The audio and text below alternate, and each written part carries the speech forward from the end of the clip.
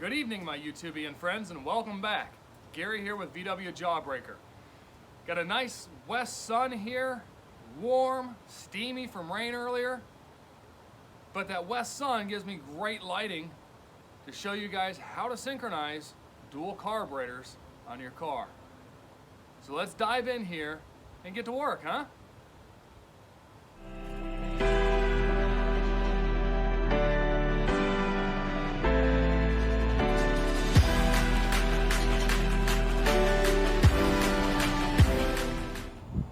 All right, she hasn't ran in a couple days, so let's fire her up.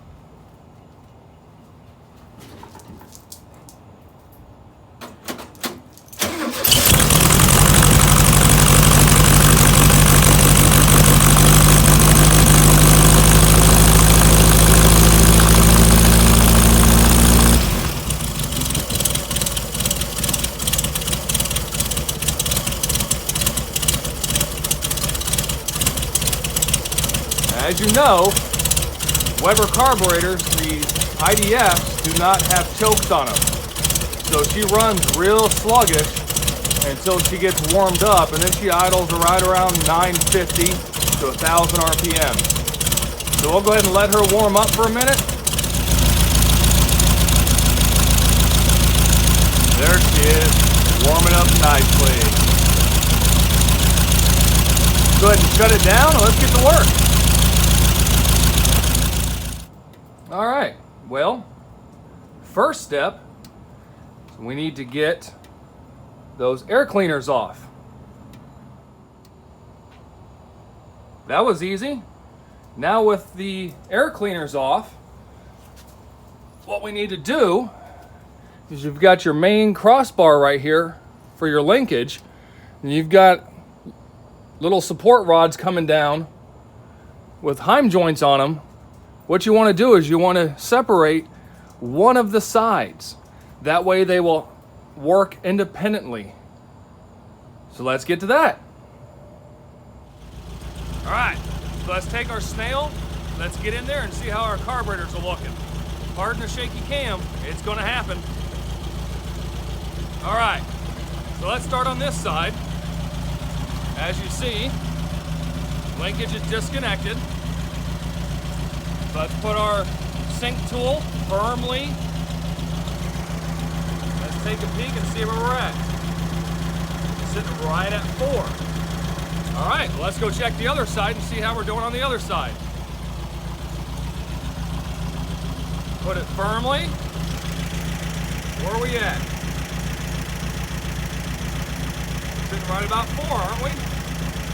Let's double check that. We got 3, 3.5, 4, 5, 6, 7.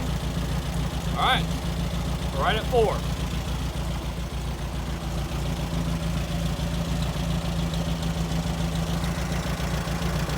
Yeah. This one can go up just a hair. Normally, you'd have your throttle adjustment screws right here. However, mine are turned around. So let me show you how to get that done real quick. Put you back in the stand.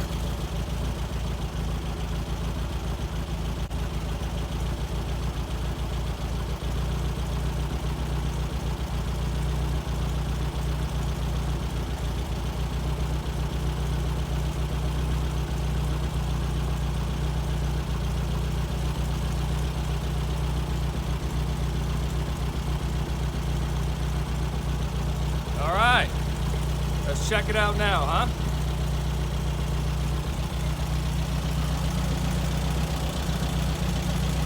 That one's still right about 4. Let's go check the other side.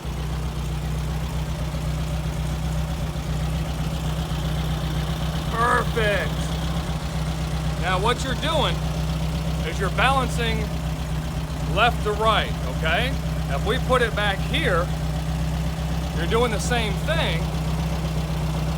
That one's a smidge higher. That's normally slight lumpage in your throttle shaft. Let's go check the other side.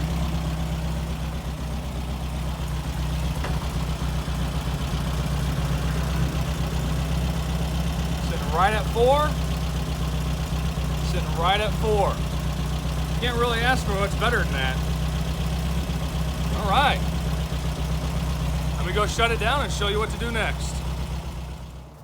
Now that we have everything adjusted, what you want to do is you want to take your linkage you disconnected. You want to take the appropriate size wrench, or wrenches for that matter. We're going to loosen both jam nuts. And what this is a Heim joint, left hand and right head thread, so you can actually spin them and they'll adjust up and down. You want this to go in perfectly straight.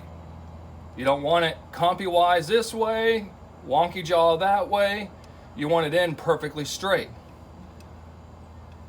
So we'll go ahead and thread this in perfectly straight, get it snug back up,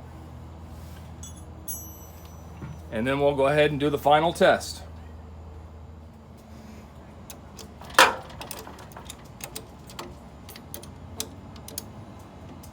All right, linkage is snugged up.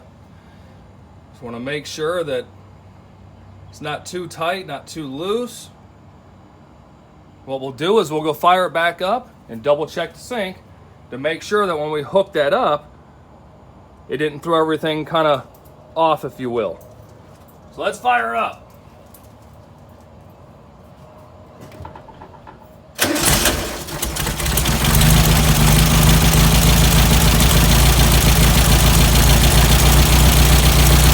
All right, let's back you guys up here. Get you off the exhaust so you stop rattling. Let's go ahead and double check our sync.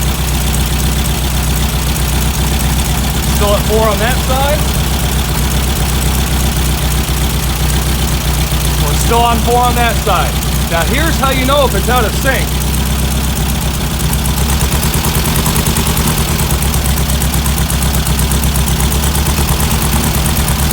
Can you hear the difference?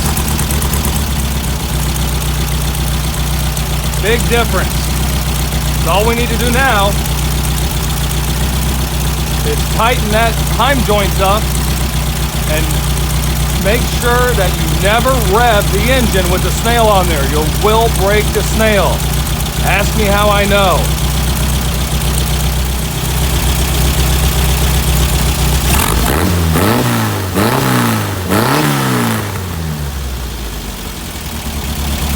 Good to go. I hope you guys were able to find that information somewhat useful or helpful. It's really not difficult to dial in dual carburetors, whether they're dual single barrels or duals. It's the same process. And this is also the same for any type 1, type 2, type 3, type 4. It's not just even limited to Volkswagen. That's the basic principles on synchronizing your dual carburetors. Always make sure you have one linkage disconnected from the rest of everything else, so when you make an adjustment, they don't adjust together, they adjust independently.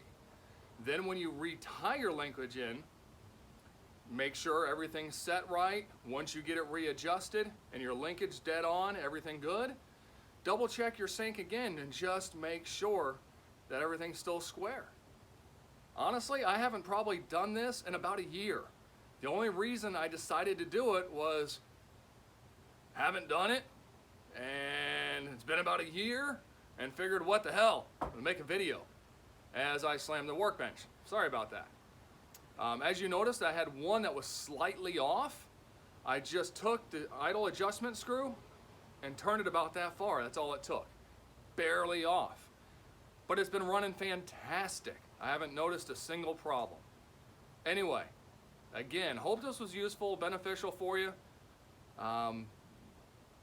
Till the next time, be good.